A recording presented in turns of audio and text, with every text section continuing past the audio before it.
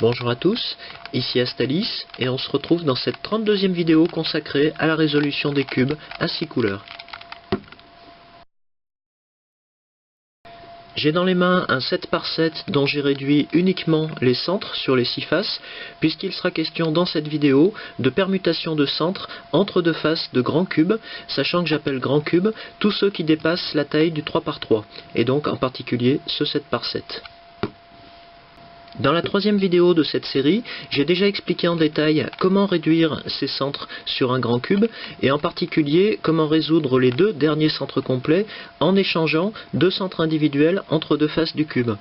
Dans cette vidéo, je vais montrer qu'en réalité, on n'échange pas la position de deux centres individuels, mais celle de trois centres. Et on va se servir de cette propriété pour anticiper un petit peu la résolution de dérivées de ces grands cubes. Dans un premier temps, je vais répéter cette opération de permutation de centres individuels entre deux faces du cube, puisqu'en particulier sur ce 7 par 7, j'ai volontairement laissé ce centre isolé vert parmi les pièces de ce centre complet orange, et ce centre isolé orange parmi les pièces de ce centre complet vert. Pour préparer cette permutation, je vais d'abord devoir orienter mes deux faces de manière à ce que le centre à permuter occupe la même position sur chacune des deux faces. Si je prends cette face avant comme repère, cette face avec le centre complet vert, je vais donc devoir orienter cette autre face pour venir placer le centre isolé vert à cet endroit. Et ainsi, il pourra venir remplacer le centre isolé orange sur la face avant. Ensuite, on peut considérer les choses de deux façons. Soit on décide de suivre le centre isolé vert pour l'amener à la place du centre isolé orange sur la face avant, soit on considère l'inverse, c'est-à-dire que le centre isolé orange va venir prendre la place du centre isolé vert sur la face du dessus. Je vais dans un premier temps faire comme dans la troisième vidéo de cette série, c'est-à-dire que je vais considérer que je descends ce centre isolé vert à la place de ce centre isolé orange. Pour ça, je vais commencer par descendre la colonne commune aux deux centres à permuter, comme ceci. Et de cette manière, on voit bien que le centre isolé vert a remplacé le centre isolé orange sur la face avant. Je vais ensuite tourner cette face avant de manière à isoler ce centre vert dans une autre colonne que celle-ci. Donc je ne vais pas tourner comme ceci, puisque le centre est toujours dans cette même colonne. Donc je vais choisir l'autre sens de rotation. Mon centre se retrouve ici. Et je vais l'isoler à nouveau, mais cette fois-ci sur la face du dessous. Comme ceci. Pour terminer la permutation, je vais rendre à la face avant l'orientation qu'elle avait au départ. Je vais faire remonter cette colonne que j'avais descendue tout à l'heure pour amener le centre isolé vert sur cette face. Je vais tourner à nouveau la face avant comme je l'avais fait précédemment. Et je vais pouvoir remonter à son tour cette colonne.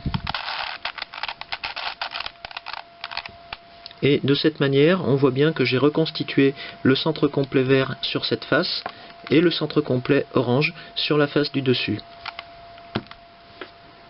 Je vais maintenant recommencer l'opération en considérant cette fois que c'est le centre isolé orange qui va venir prendre la place du centre isolé vert sur la face du dessus. Donc cette fois-ci, je vais monter la colonne commune, comme ceci. Et on voit que le centre isolé orange a bien pris la place du centre isolé vert sur la face du dessus. Je vais tourner cette face supérieure pour amener ce centre dans une autre colonne. Donc pour les mêmes raisons que tout à l'heure, je vais le tourner comme ceci. Et je vais isoler ce centre orange vers la face arrière du cube, cette fois-ci. Comme ceci. Je termine la permutation en redonnant à la face supérieure son orientation d'origine. Je vais redescendre cette colonne que j'avais montée tout à l'heure. Je vais ensuite tourner à nouveau la face supérieure comme précédemment. Et il ne me restera plus qu'à abaisser cette colonne. Et on remarque là aussi que j'ai bien reconstitué le centre complet vert et le centre complet orange. Pour mémoire, je vais rappeler qu'on peut également permuter plusieurs centres individuels à la fois, du moment qu'on peut tous les isoler dans une autre colonne que celle d'origine. Ici, je vois que j'ai 3 centres de couleurs différentes par rapport au centre complet sur chaque face, avec la même disposition. Je vais considérer pour l'exemple que je vais descendre ces 3 centres isolés verts à la place de ces 3 centres isolés orange.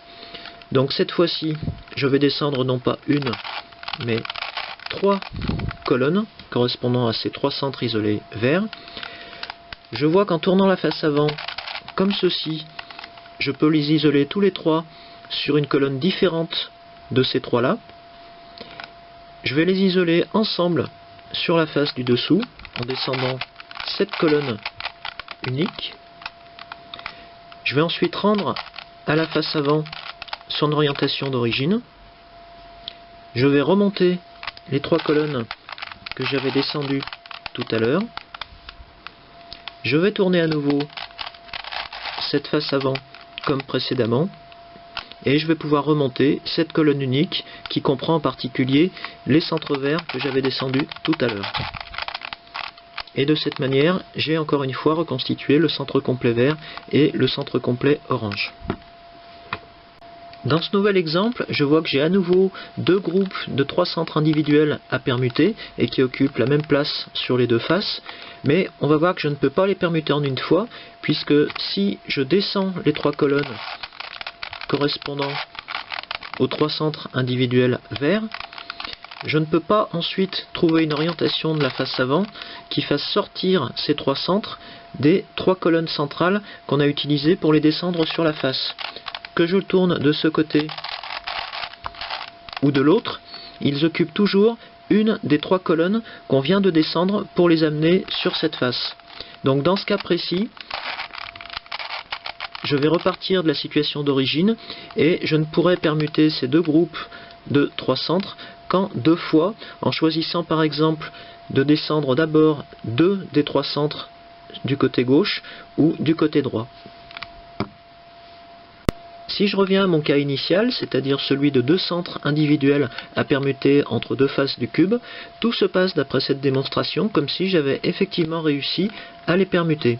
On remarque qu'on peut orienter comme on le souhaite les 2 faces du cube, compte tenu du fait qu'à ce stade de la résolution, je considère qu'on n'a pas encore résolu les arêtes. En réalité, lorsqu'on pense avoir permuté 2 centres, on en a en pratique permuté 3 sur le cube. Et pour s'en persuader, je vais maintenant marquer ces centres sur le cube.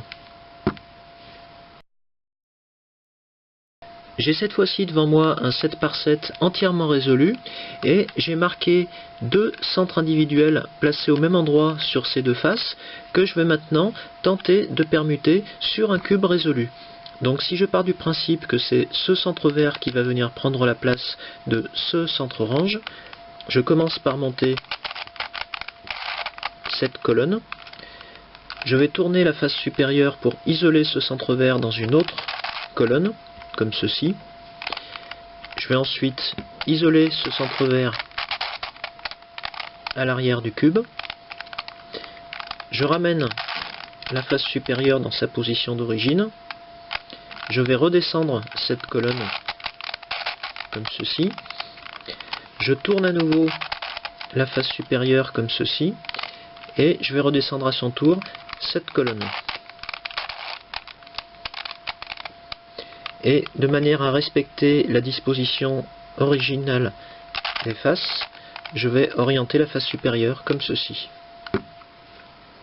Si on regarde de plus près le 7 par 7 après cette permutation, on constate plusieurs choses. D'abord, sur la face supérieure, c'est bien le centre vert marqué qui a remplacé le centre orange marqué qui était à cet emplacement. En revanche, sur la face avant, je constate que le centre orange marqué n'est pas venu remplacer ce centre vert, mais celui-ci. Ce qui revient à dire que le centre vert marqué qui était là initialement a été remplacé par un autre centre vert non marqué. Et ce centre vert non marqué a toutes les chances de venir de cet emplacement, puisque cet emplacement est maintenant occupé par le centre orange marqué qui était sur la face supérieure. Pour s'en convaincre, on va recommencer la permutation en supposant qu'on amène ce centre vert non marqué à la place du centre vert marqué sur la face supérieure. Donc je vais considérer cette colonne, la colonne de ce centre vert non marqué, que je vais monter dans un premier temps. Le centre que je suis est celui-là. Je vais tourner la face supérieure comme ceci, le centre est là. Je vais isoler ce centre à l'arrière, comme ceci. Je vais rendre à la face supérieure son orientation d'origine. Je vais redescendre cette colonne. Je vais tourner à nouveau la face supérieure comme tout à l'heure. Et je vais descendre cette colonne avant de rétablir l'orientation initiale de la face supérieure. Que constate-t-on après cette deuxième permutation? On a bien un centre vert non marqué qui a rejoint cet emplacement sur la face supérieure, et c'est le seul changement apparent sur cette face. Le centre vert marqué qui était ici se retrouve à cet emplacement qui était celui du centre orange marqué, et le centre orange marqué est passé de cet emplacement à celui-ci. On a bien confirmé qu'on a une permutation non pas de 2 centres, mais de 3 centres au total entre ces 3 emplacements. En résumé, et si on se rappelle que cette face était la face de départ et celle-ci la face de destination, on a un seul changement sur la face de destination, et ce changement concerne uniquement l'emplacement que l'on visait, l'emplacement du centre qu'on cherchait à remplacer sur cette face, alors que sur la face de départ, on a bien eu un changement au niveau de l'emplacement initial de ce centre qui s'est déplacé, mais on a eu un autre changement sur un emplacement différent, et cet emplacement différent correspond sur la face du dessus à l'emplacement qu'a occupé le centre à déplacer une fois qu'on avait orienté différemment cette face. Autrement dit, si on considère un grand cube comme celui-ci, un cube standard, on n'aurait pas décelé ce changement si on n'avait pas marqué les centres au préalable. Et autre chose qu'on peut tirer de cette démonstration, c'est que si on est en train de résoudre un grand cube ou un dérivé de grand cube, et si on doit permuter un seul centre sur l'une de ces faces, comme celle-ci, on choisira toujours cette face comme une face de destination et non pas une face de départ. Ce sera important lorsqu'on s'attaquera à la résolution des supercubes où ces centres seront orientés. En suivant cette logique, une troisième permutation suivant le même principe devrait rendre à ces 3 pièces leur position d'origine. Donc c'est ce que je vais faire tout de suite. Je pars de ce centre orange que je vais monter sur la face supérieure. Je vais ensuite l'isoler dans cette colonne. Je l'isole à l'arrière du cube. Je rends à la face supérieure son orientation d'origine. J'abaisse cette colonne, je tourne à nouveau la face supérieure et j'abaisse cette colonne. Il me reste pour finir à rendre l'orientation d'origine à la face supérieure. De cette manière, on voit qu'on a retrouvé la situation d'origine puisque le centre marqué vert a retrouvé sa position sur cette face. Cette position est la même pour le centre orange marqué sur la face supérieure. Et à cet emplacement, on a retrouvé un centre vert non marqué. Maintenant que vous en savez un peu plus sur la permutation de centre d'un grand cube, je vais reprendre dans la vidéo suivante la résolution de dérivée d'un cube 3×3 standard. Et je vais poursuivre par l'un des plus curieux d'entre eux, le case cube. À bientôt!